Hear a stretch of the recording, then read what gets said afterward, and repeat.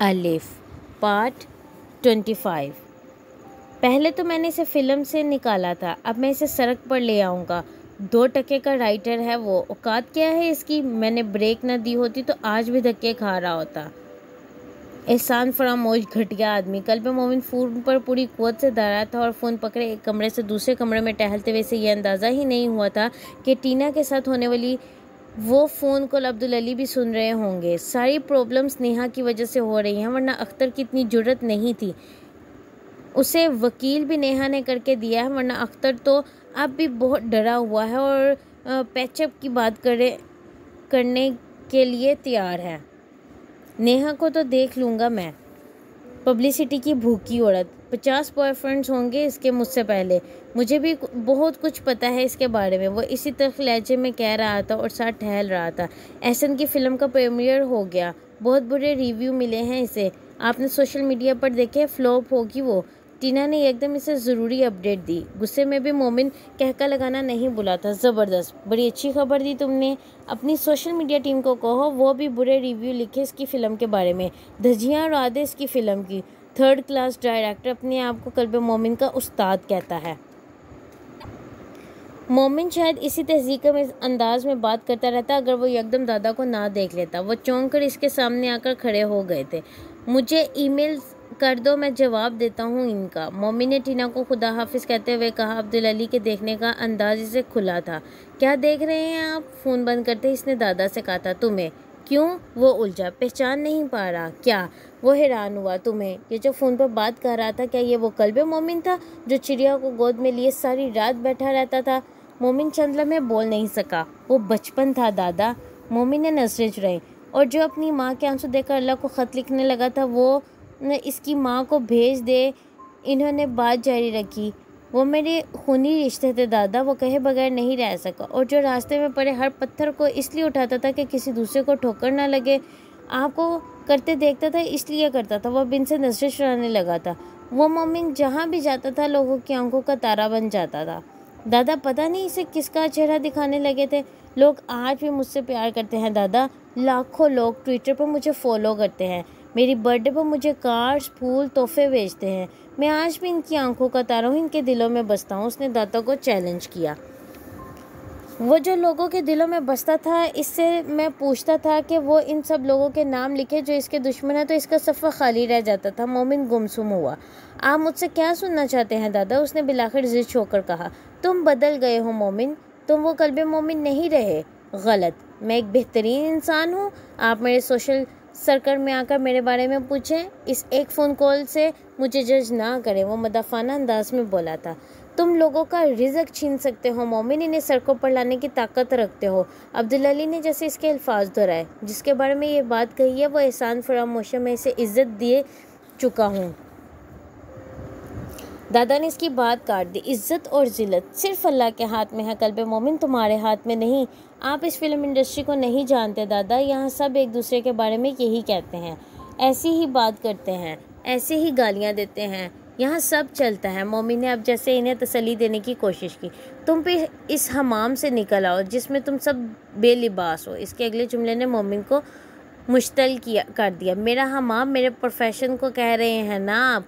नहीं, इस जिस्म को कह रहा हूँ जिसकी प्रस्तिश करवाने के लिए तुम अपनी ज़िंदगी ज़ाया कर रहे हो। और मिल क्या रहा है? हसद, रकाबत, बेइज्जती, बेसुकूनी, अवार्ड्स और आसाइशात के साथ। आप तो रूह का काम करते हैं ना दादा। आपसे तो कोई हसद नहीं करता। कोई दुश्मन है आपका? नहीं ना। वो अब्दुल अली पर अब तंज करने लगा था। मेरे काम में रूह होती है मोमिन, और रूह मावरा है इन चीज़ों से जिनमें तुम उलझे पड़े हो। वो इस बार आग बगोला हुआ। मेरे काम में रूह नहीं होती, वो सिर्फ आपके काम में होती है। आप समझते हैं मैं रूह को नहीं समझता? कागज़ पर लिखे बेजान किरदारों को स्क्रीन पर पेश करके लोगों के दिलों में उतार देता हूँ, और मैं रूह को नहीं समझता? तुम्हारे इन बेजान किरदारों में से किसने किसकी रूह को छुआ? नहीं मोमिन, जो भी किरदार तुम पेश करते हो सब जिस्म है, सब लम्स मांगते हैं, सब मादी तलब है नफ्स की। और इनका कसूर नहीं है, तुम्हारा कसूर है, क्योंकि ये किरदार तुम्हारे हाथ में घूर रहे हैं और तुम्हें सिर्फ जिस्म का पता है, रूह का तो पता ही नहीं है। जूता नहीं, जूते मारे थे इनकी नरम मीठी मध्यम आवाज़ में, और कोड़ों की तरह इनकी अना को ज़ख्मी कर गए थे। आप कहते हैं ना दादा मैं रूह को नहीं समझता, सिर्फ जिस्म को जानता हूँ, इसी की परस्तिश करवाता हूँ। तो दादा अब मैं आपको एक ऐसी फ़िल्म बना कर दूँगा जो जिस्म का लम्स नहीं मांगेगी, रूह को छुएगी, अल्लाह की इबादत करवाएगी। अब्दुल अली बेख्तियार हंसे, यूँ जैसे बड़ा किसी बच्चे की बचगाना बात पर हंसता हो। ठीक है मोमिन, इस पर तुम एक फ़िल्म बनाओ, रूह में उतर जाने वाली किरदारों की, अल्लाह की इबादत पर मजबूर कर देने वाली, रूह को छूने वाली। और जिस दिन तुम अपनी फ़िल्म में रूह की बात करने लगोगे, ये लाखों करोड़ों का मजबा जिन्हें तुम फ़ैन और फॉलोअर्स कहते हो ये छट जाएगा। ये सब जिन्हें तुम दोस्त कहते हो परिंदों की तरह उड़ जाएंगे। अब्दुल अली की आवाज़ में अजीब सी कैफियत थी। ऐसा नहीं होगा, मोमिन ने कहा। तुम आजमा लो, फिर जब तुम अपने आप को अकेला पाओ तो यहाँ आ जाना। मैं आपके पास सिर्फ रूह और रूहानियत पर एक हिट फिल्म लेकर आऊँगा। कल्बे मोमिन ने जवाबन कहा, वो फिल्म जो आपकी हताती से ज़्यादा करीब करेगी लोगों को अल्लाह के। कल्बे मोमिन ने चैलेंज किया, तुम जीत गए तो मैं कैलीग्राफी छोड़ दूँगा, मैं जीत गया तो तुम आ जाना मेरे पास अपना असासा संभालने। अब्दुल अली ने मुस्कुराते हुए इसका चैलेंज कबूल किया था। वो अपनी अपनी फील्ड के दो में पहलवान थे और अब दंगल के लिए उखाड़े में उतर आए थे। मंजर बदला। दरवाज़ा बजाने पर सुरैया बाहर निकली थी और फैसल को देखकर इसका चेहरा खिल गया था। अरे बेटा आओ अंदर आओ, इसने दरवाजे से हटते हुए साथ इसके सलाम का जवाब दिया था। नहीं आंटी, बस मोमिना को लेने आया हूँ, इसे भेज दें। सुरैया के चेहरे पर उलझन आई। मोमिना? वो तो कल अमेरिका चली गई, क्या तुम्हें नहीं बताया इसने? फैसल फ्रीज हुआ था। नहीं, इसने वो मुश्किल कहा, पर मुझे तो कह रही थी कि तुम आओगे वीकेंड पर तो तुम्हें वो लिफाफा दे दूं। सुरैया कुछ और उलझी थी। कौन सा लिफाफा? फैसल उलझा था। 1 मिनट, सुरैया कहते हुए बर्क रफ्तारी से अंदर गई, फिर इसी रफ्तार से वापस आई। इसने एक लिफाफा फैसल को थमा दिया। ठीक है आंटी, मैं चलता हूँ। फैसल को बात करने में दिक्कत हो रही थी। बेटा अंदर तो आते, कुछ चाय वगैरह? सुरैया ने कहा। नहीं आंटी, फिर कभी, अभी मम्मी को क्लिनिक पर छोड़ना है मुझे, खुदा हाफिज़। वो रुके बगैर कहता हुआ वहाँ से चल पड़ा था। अपनी गाड़ी के फ्रंट सीट पर बैठते इसने मोमिना के ख़त का ख्वाब में भी सोचते हुए लिफाफा नहीं खोलना चाहता, लेकिन वो खोलने पर मजबूर था। उसे यकीन था इसने अपने ख़त में वजाहतें दी होंगी और फैसल को कोई वजाहत कबूल नहीं करनी थी। लिफाफे के अंदर कोई ख़त नहीं था, इसके अंदर 5-5 हज़ार के 2 नोट थे। मंजर बदला। मेरी प्यारी हुस्ने जहाँ जी, आपका ख़त मिला और दिल कट गया। वो बेवफा निकला ना, मैंने पहले ही कहा था आपसे। तहा अब्दुल अली पर भरोसा ना करें, सुल्तान की मोहब्बत के सिवा किसी पर भरोसा ना करें। मगर आपने हमेशा तहा के नाम की तस्बीह की, सुल्तान को आजमाया ही नहीं। मैं आपका ख़त पढ़कर रोता रहा हूँ।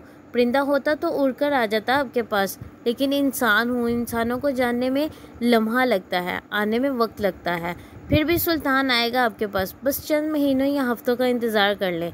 अपने आप के और कल्ब मोमिन के टिकटों के लिए पैसे जमा कर लूँ तो आता हूँ आपके पास, पर मेरे आने तक तहा के जाने का गम ना करें, ना इसके लिए आंसू बहाएं। अपनी दुनिया में वापस आ जाएं। फिल्म इंडस्ट्री आज भी आपको ढूंढ रही है, लोग आज भी आपको याद करते हैं। सिनेमा की स्क्रीन पर आज भी कोई अदाकारा हुस्ने जहाँ की तरह दिलों पर राज नहीं करती।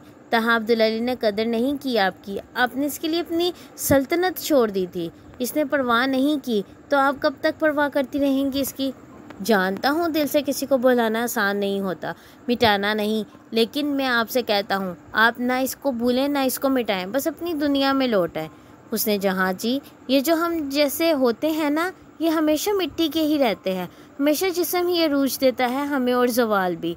हम रूह और रूहानियत के लिए बने ही नहीं होते, इस रास्ते पर चलने वाले और होते हैं। इनका खमीर भी और जगह से उठा होता है। मैं और आप ज़्यादा से ज़्यादा नेक हो सकते हैं, अपनी औलादों का नाम कल्बे मोमिन और मोमिना रख सकते हैं, मगर बस इतना ही। इससे आगे जाएं तो पर जलने लगते हैं हमारे और तपिश सह नहीं पाते हम। आपको रोका था मैंने बहुत, इसीलिए रोका था क्योंकि वहाँ आगे आपके हाथ कुछ नहीं आना था, और जिस दुनिया में आप थी वहाँ आपका सिक्का चलता था। आपने सुल्तान की बात नहीं सुनी, सिक्का बदल गया है अब आपके जाने के बाद यहाँ का।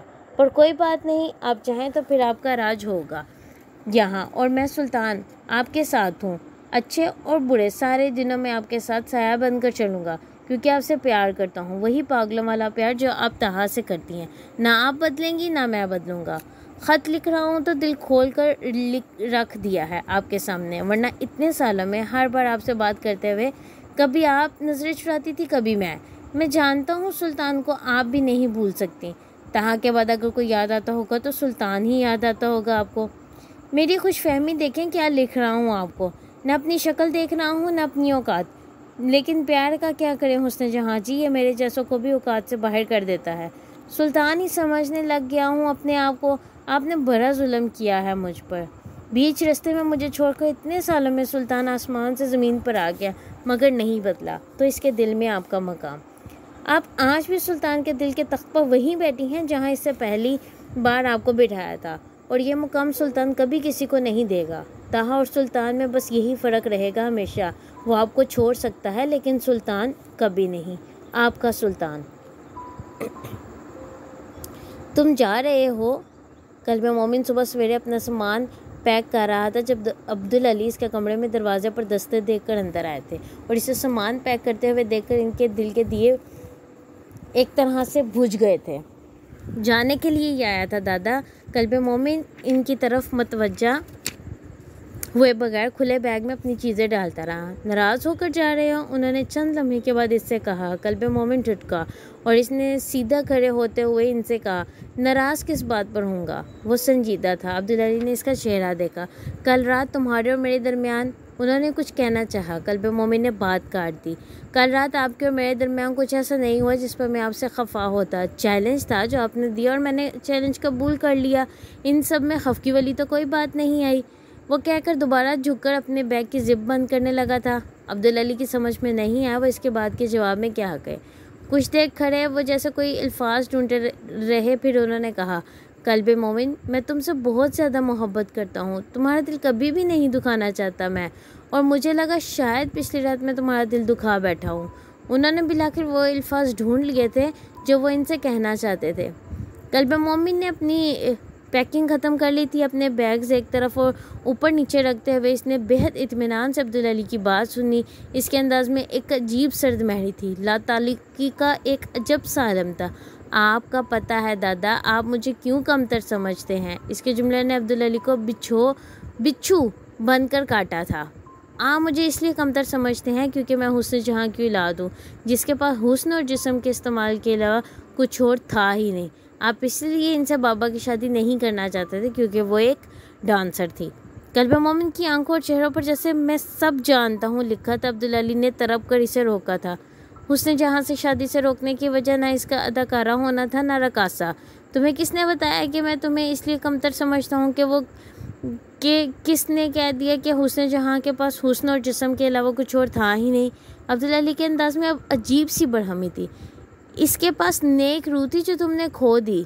कल्ब मोमिन इनके जुमले पर हंस पड़ा। हुस्न जहाँ के पास थी, मैंने खो दी। इसने इनका जुमला इस्तेज़ाइया में दोहराया था। आपके नज़दीक नेक रूह सिर्फ इनके पास होती है जो ये काम छोड़ देते हैं, या फिर इनके पास जो आपकी तरह खताती करते रहते हैं? दादा, स्पिरिचुअलिटी किसी की मेरास नहीं है। वो एक बार फिर इनसे उलझ पड़ा था। पता नहीं कहाँ चोट पड़ी थी मोमिन को। बेशक नहीं है, मगर अल्लाह की अता है और अल्लाह इसे सिर्फ इसकी कदर जानने वालों को ही अता करता है। कल्ब मोमिन इन्हें देखता रहा। एक लावा था जो इनके इस जुमले पर इसके अंदर से फट पड़ना चाहता था। इसने अब्दुल अली से नजरें चुरा ली। वो इस बुरे शख्स का इतना एहतराम करता था कि वो लावा इन पर उल्टाना नहीं चाहता था। वो इस लावे की वजह नहीं थे और जिसे वो नेक रूह कह रहे थे। कल्ब मोमिन इसे कभी जिस्म के अलावा कुछ मानने पर तैयार नहीं था, चाहने के बावजूद भी। मैं चलता हूँ, रुकूंगा तो और बहस होगी हमारी। वो आगे बढ़ा और इसने दादा को गले लगाया। जब तुम यूं गले लगाते हो तो तहा याद आता है मुझे। वो अब्दुल अली की आवाज़ पर जैसे ठुटक गया था, फिर अलग होते हुए हंसा। जानता हूँ मैं, बाबा ही के लिए उदास होते हैं आप, मेरे लिए कहाँ होते हैं होंगे। इसने अपना बैग उठाया और जैसे वो अब्दुल अली का जवाब सुने बगैर तेज़ी से बाहर निकल गया था। अब्दुल अली को रंज होना चाहिए था। वो रंजीदा होने के बजाय मुस्कुराए थे। वो हमेशा से ऐसे ही था। बर्फ़ की तरह सर्द नज़र आता था मगर आग की तरह नरम था। समुंदर की तरह गहरा था मगर रेगिस्तान के सराब की तरह इश्तबाह नज़र का शिकार करता था। कल्ब मोमिन था मगर मोमिन बनने के रास्ते से पड़े। वो जो लोकेशंस कहीं थी आपने सभी मार्क कर ली हैं और सभी काम पर हो गया है। दाऊद और टीना ने इस्तांबुल में गुजारे पिछले कुछ दिनों में किए जाने वाले काम के बारे में अपडेट दे रहे थे और कल्ब मोमिन इस होटल के लाउंज में पड़े एक सोफे पर बैठा इनकी बातें सुनते हुए किसी गहरी सोच में डूबा हुआ था। इस्तांबुल की नाइट लाइफ की अक्कासी करने के लिए नाइट क्लब्स की भी रेकी कर ली है हमने।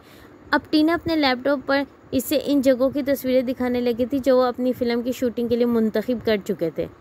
कल्ब मोमिन आज ही अब्दुल अली के पास वापस इस्तांबुल आया था और इस वक्त दाऊद और टीना के साथ इसकी पहली मुलाकात थी।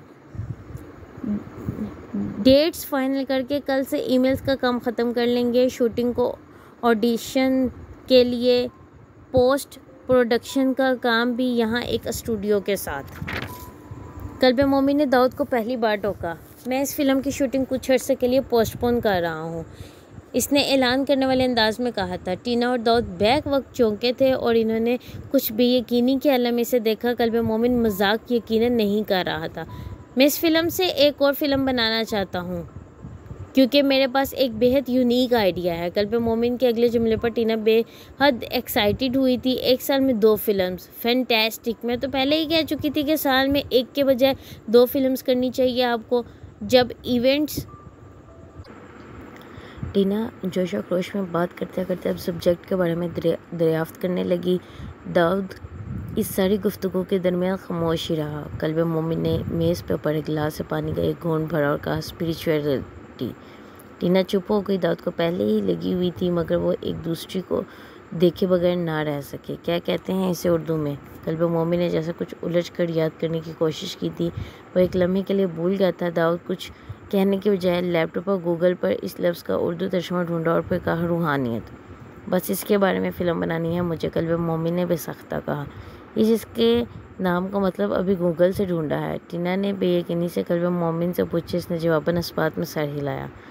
मगर इसमें दिखाएंगे क्या? टीना ने बेसख्ता कहा और इस बार तीनों को बैक वक्त चुप लगी। खामोशी के एक लंबे वक्फे के बाद कल्ब मोमिन ने जैसे अपनी खुजालत मिटाने की कोशिश करते हुए कहा, सोचो। वो कहते हुए उठकर गया। बॉस, ये मेरा आइडिया नहीं है, दाऊद ने जैसे कराते हुए इसे पुकारा था मगर वह तब तक काफ़ी दूर जा चुका था। मोमिन का स्टूडियो एक बार फिर शोबिस के लोगों और जर्नलिस्ट से कचाकच भरा हुआ था। मुख्तलिफ चैनल्स के कैमरामैन अपने कैमरे एडजस्ट करने में मसरूफ़ थे।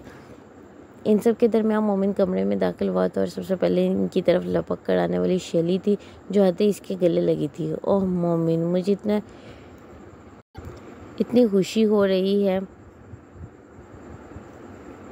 और इस दूसरी फिल्म का सुन के। इस फिल्म में मैं ही लीड करूंगी, इसने अलग होते हुए बेत इटलाते हुए मोमिन से कहा था। बिल्कुल, वक्त की कमी की वजह से कोई और ऑप्शन ढूंढने का वक्त नहीं है मेरे पास। कल्ब मोमिन ने भी इस अंदाज में जवाब दिया था मगर शैली बुरा मानने की वजह हंसी थी और वह एक बार फिर मोमिन के गले लग गई। और तभी मोमिन की नज़रें अब्बास पर पड़ी थी जो इनके करीब आ चुका था। बहुत बहुत मुबारक हो मोमिन भाई, मेरे लिए बड़े फ़ख्र की बात है कि एक ही साल में आपकी 2 फिल्में करने जा रहा हूँ और दोनों में हीरो बनने का मौका मिल रहा है मुझे। इसने शैली के हटते ही बेहद जज्बाती अंदाज में कहते हुए मोमिन के गले लगना ज़रूरी समझा। तुमने सब लोगों को सब कुछ ही बता दिया है, मेरे अनाउंस करने के लिए कुछ रखा है क्या? इससे अलग होते हुए मोमिन ने गर्दन मोड़कर टीना और दाऊद को घूरते हुए कहा था जो इसके साथ चल रहे थे। वो जवाब मुस्कुरा कर रह गए। कल्ब मोमिन अब स्टेज पर अपनी कुर्सी संभाल कर माइक को हाथ से ठीक करते हुए बातचीत का आगाज़ कर चुका था। इतने शॉर्ट नोटिस पर आप सबका यहाँ आने का शुक्रिया। इसने एक लम्हे के लिए तौक़ुफ़ किया और स्टूडियो में सरगोशियाँ हुई। कैमरा की तेज़ लाइट्स में कल्ब मोमिन ने बिला के वो सरप्राइज़ दी जिस देने के लिए इसने इस मजमू को इकट्ठा किया था। ये फ़िल्म मेरी अब तक की बनाई हुई फ़िल्म से बिल्कुल मुख्तलिफ और मुनफरिद होगी क्योंकि इसका सब्जेक्ट है बेहद मुनफरिद। सबसे ज़्यादा हाई प्रोजेक्ट भी, आई रिपीट, सबसे ज़्यादा हाई बजट भी होगी क्योंकि मैं इसे यादगार बनाना चाहता हूँ और कोई कंप्रोमाइज़ नहीं करना चाहता। मेरी इस फिल्म का सब्जेक्ट रूहानियत है, यानी स्पिरिचुअलिटी। कल्ब मोमिन ने बेहद ड्रामाई अंदाज में कहा और स्टूडियो में एकदम खामोशी छा गई थी। स्टूडियो में थोड़ी देर में सरगोशियाँ होने लगी। मुझे पता है आप लोगों को ऐसा लगा होगा जैसे आप लोगों ने सुनने में गलती महसूस की है मगर ऐसा नहीं है। मेरी ये फ़िल्म वाकई ही रूहानियत के बारे में है। कल्ब मोमिन ने जैसे वहाँ होने वाली सरगोशियों चेहरों को पढ़ा था और बेहद संजीदगी से इसने अपनी बात की वजाहत करना शुरू की। इसने 2 शिस्तें छोड़कर बैठी हुई शैली ने ज़रा सा झुक कर बराबर बैठे हुए अब्बास के कानों में सरगोशी की। ये नशे में है ना? 100% नशे में है। लगता है कोई नई ड्रग स्टार्ट की है मोमिन भाई ने, अब्बास ने बेहद फिक्रमंद अंदाज में जवाबन शैली के कानों में कहा। वो दोनों इस बात की बल्कि इस बातचीत के दौरान सामने स्टूडियो में बैठे मीडिया इंडस्ट्री से मुंसलिक लोगों के तासुरात भी देख रहे थे। वो तासुरात कोई खुशकुन नहीं थे। आज तक मुझ पर हमेशा ये इल्ज़ाम लगता रहा कि मैं अपनी फिल्म में हमेशा अपनी औरत का वजूद पेश करता हूँ। मेरी हर फिल्म सिर्फ ग्लैमर और हीरोइन के जिस्म पर शुरू होकर वहीं पर ख़त्म हो जाती है। मैं इस लेबल को ख़त्म कर दूंगा अपनी फ़िल्म में, और मेरी हीरोइन ना तो ग्लैमरस और वार्डरोब पहने की, ना ही इसकी कोई आइटम नंबर्स होंगे। वो सोल सर्चिंग करेगी, कुछ बड़े इश्यूज़ को हाईलाइट करेगी। कल्बे मोमिन कह रहा था और शैली की आंखों में जैसे अजीब से तासुरात थे और उसकी आंखें खुली की खुली रह गई थी। हाय अब्बास, मेरा तो सर घूम रहा है। ये कल्बे मोमिन क्या कह रहा है? मेरा कोई डांस नहीं होगा, मैं ग्लैमरस कपड़े नहीं पहनूंगी तो मैं क्या करूंगी फिल्म में? इसने तकरीबन रूहानसी होकर अब्बास के कानों में कहा। सोल सर्चिंग, अब्बास ने जवाबन मजाक उड़ाने वाले अंदाज में इसके कानों में कहा। सामने कुर्सी पर बैठे हुए हाज़रीन अब कुर्सियों पर पहलू बदलने लगे थे, यूँ जैसे मोमिन की बातें इनके सर के ऊपर से गुजर रही थी। वो कल्बे मोमिन से वो सुनने नहीं आए थे जो वो सुना रहा था। आप में से कोई भी अगर इस हवाले से मुझसे कोई बात करना चाहता हो तो कर सकता है। कल्बे मोमिन ने बिलाकर इस मुख्तसर से तमहीद के बाद सवाल और जवाब के सेशन का आगाज़ करते हुए कहा। बैठे बैठाए स्पिरिचुअलिटी के मौजू पर फिल्म, और वो भी इन सारे स्कैंडल्स के बाद जो पिछले चंद हफ्तों से सोशल मीडिया पर आपके हवाले से आते रहे हैं, तो क्या ये फ़िल्म इन स्कैंडल्स के बाद ख़राब होते हुए आपके इमेज को बहाल करने की कोशिश समझी जाए? पहला सवाल ही प्रिंट मीडिया में शोबिस को कवर करने वाले एक तेज़ और तरार सहाफ़ी की तरफ से आया था, और पहले सवाल ही कल्बे मोमिन के सामने भी यकीन बेतमादी के इस केटू को दिखा दिया था जिसका सामना इस फिल्म की तकमील के मरहले से होने वाला था। वो सहाफ़ी अख्तर की तरफ से शुरू की जाने वाली कानूनी कार्रवाई और नेहा की तरफ से मंजरी आम पर आने वाली तस्वीरों की तरफ इशारा कर रहा था। मुझे स्कैंडल्स की परवाह नहीं है, और सोशल मीडिया पर आने वाले 2-4 स्कैंडल्स किसी को भी करोड़ों की फ़िल्म बनाने पर नहीं उकसा सकते, कल्बे मोमिन ने बेहद रूखे अंदाज में कहा था। लेकिन स्पिरिचुअलिटी के बारे में आखिर फ़िल्म बनाना क्यों चाहते हैं आप क्या आप भी बहुत से दूसरे मुसलमान नौजवानों की तरह बोर्न अगेन वाले यानी मुसलमान बन गए हैं? अगला सवाल पहले से भी तंदुरुस्त था। कल्बे मोमिन ने हंस कर जैसे सवाल की काट को कम किया। नहीं, बोर्न अगेन मुसलमान वाला कोई चक्कर नहीं है। मैं आज भी सिर्फ नाम का मुसलमान हूँ। इसके जुमले पर स्टूडियो में हल्के कह के उभरे थे। वो फाइनेंस कौन करेगा इस फिल्म को? ये है सबसे बड़ा सवाल। एक और सवाल आया। कल्बे मोमिन ने बेहद इत्मीनान से पहली कतार में बैठे हुए इन बहुत सारे ब्रांड्स के मैनेजर्स की तरफ इशारा करते हुए कहा, इनमें से कोई भी हो सकता है, ऑप्शंस बेशुमार हैं मेरे पास।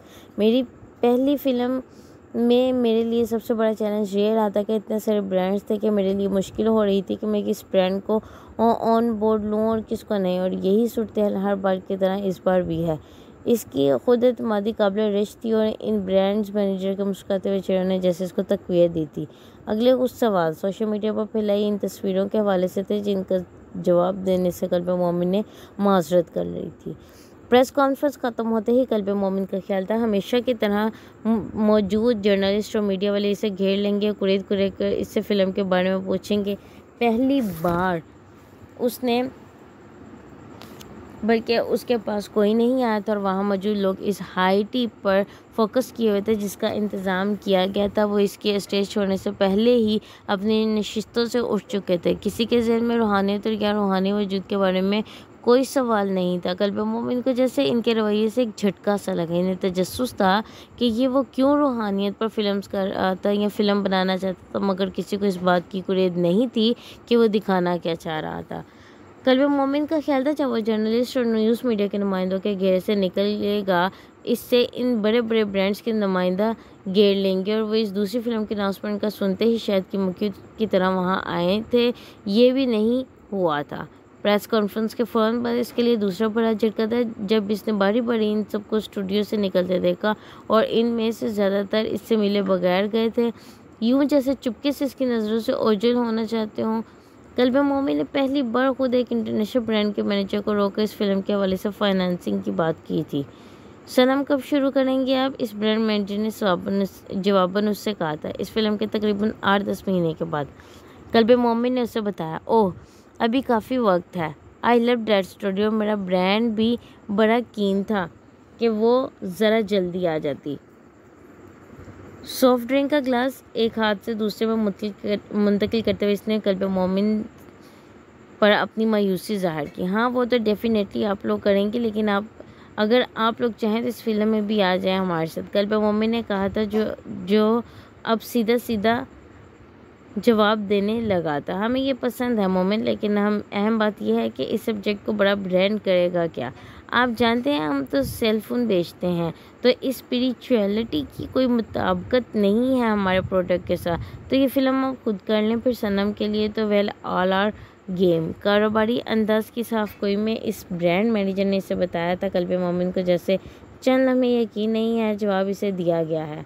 आप ये कह रहे हैं आप मेरे प्रोजेक्ट में इंटरेस्टेड नहीं है? इसने बेसख्ता कहा। नहीं ये नहीं कह रहा, सिर्फ ये बता रहा हूँ कि ये फ़िल्म हमारी टाइप के काम के प्रोजेक्ट या हमारे प्रोजेक्ट के मुताबिक नहीं है। सनम है तो सनम के लिए हम कभी भी मिलकर बात कर लेते हैं। उसने मोमिन का बाजू ज़रा सा थपक कर इसी प्रोफेशनल अंदाज में कहा था। ओके, क्या हो सकता है इस प्रोजेक्ट के लिए मैं आपके बजाय कोई दूसरा ब्रांड देख लूँगा। मार्केट में सेलफोन भी तो बड़े होते हैं, आपका भी मुझे शायद सूट नहीं करता। Excuse me. बड़े तीखे लहजे में कहता हुआ वो इसके पास से हटा था। इसने स्टूडियो में फ़िल्म की कास्ट को तलाश करने की कोशिश की। शैली और अब्बास दोनों ही वहाँ नहीं थे। शैली और अब्बास कहाँ हैं? इसने अपनी तरफ आती टीना से पूछा था। वो चले गए हैं, दोनों को किसी पार्टी में जाना था, टीना ने उसे बताया। मोमिन के चेहरे पर एक रंग आकर गुजरा था। वो रुके बगैर बड़े उलझे अंदाज में खाली होते स्टूडियो से निकलकर अपने ऑफिस में आ गया था और चंद ही लम्हों में दाऊद और टीना भी वहाँ आ गए थे। तो कैसा रहा मीडिया और ब्रांड्स का रिस्पॉन्स? कल्बे मोमिन ने हशाश बशाश अंदाज में नज़र आने की कोशिश की। होपलेस, बिल्कुल ठंडा। टीना ने बेहद खुले अल्फाज में इससे कहा था। कल्बे मोमिन के माथे पर बाल लाए। मेरा सवाल ये है कि बॉस, हम ये फ़िल्म कर ही क्यों रहे हैं जब हम पहले ही एक फ़िल्म की तैयारी कर चुके हैं? वो सब कुछ छोड़कर हम ये नई फ़िल्म क्यों शुरू करने जा रहे हैं? दाऊद ने ये सवाल तहम्मुल अंदाज में किया था। मेरी मर्ज़ी, मैं जिस भी प्रोजेक्ट पे काम करना चाहूँ और किसी को भी पहले करता हूँ, किसको बाद में, ये तो तुम मुझे नहीं बता सकते। वो इस पर बरसा था। दाऊद नादिम हुआ। असल में हम ये कहना चाहते हैं कि आज प्रेस कॉन्फ्रेंस के बाद शैली और अब्बास भी बड़े कंफ्यूज थे, बल्कि अगर मैं ये कहूँ कि वो ना खुश थे तो गलत नहीं होगा। सूफिया ने भी मुझसे कहा कि वो इस तरह की फ़िल्म के साथ अपने लेबल को मुंसलिक नहीं करना चाहेगी, इसलिए वो ये वार्डरोब नहीं करेगी। और ब्रांड का रवैया तो आपने खुद देख ही लिया। किसी एक ने भी कोई दिलचस्प बात नहीं की। टीना ने कुछ लम्हे धीमे अंदाज में बोलते हुए अपनी बात मुकम्मल की। कल्बे मोमिन को समझाने की कोशिश भी और वो कुछ मज़ीद टीना पर भड़का था। क्या मतलब है तुम्हारा? कल्बे मोमिन के करियर के सबसे बड़े प्रोजेक्ट में किसी ब्रांड को दिलचस्पी नहीं है, एक्टर्स ना खुश हैं, डिज़ाइनर्स काम नहीं करना चाहती। वो बेहद तल्ख हुआ था। बकवास है ये सब, मैं खुद बात कर लूँगा सबसे। मीडिया को ख़रीदा जा सकता है, ब्रांड्स को प्रपोज और प्रेजेंटेशन बनाकर प्रोजेक्ट की वैल्यू समझाई जा सकती है। और कास्ट को फ़िल्म चाहिए, पैसा चाहिए, काम मिल जाएगा उन्हें फिर, और क्या मसला है? वह हितक कमीज़ अंदाज में जैसे इनकी काबिलियत पर सवाल उठा रहा था। मसला रूहानियत है मोमिन, इन सब लोगों को आपसे रूहानियत नहीं चाहिए। इसने इसे अपने कुछ ठंडा करने की कोशिश करते हुए कहा। फिर क्या चाहिए मुझसे? मोमिन का चेहरा सुर्खा। वही चीज़ जिसके लिए आप मशहूर है, ग्लैमर, एंटरटेनमेंट, मुख्तलिफ लफ्ज़ों में मसाला। टीना ने कहा। इन लोगों को एक फ़िल्म हिट चाहिए और मोमिन की हर फिल्म हिट हुई है अब तक। वो जानते नहीं कि मेरा क्लाइबर वो दोनों टीना पर बरसा था और दाऊद पर भी। उन्हें किसी भी मकाम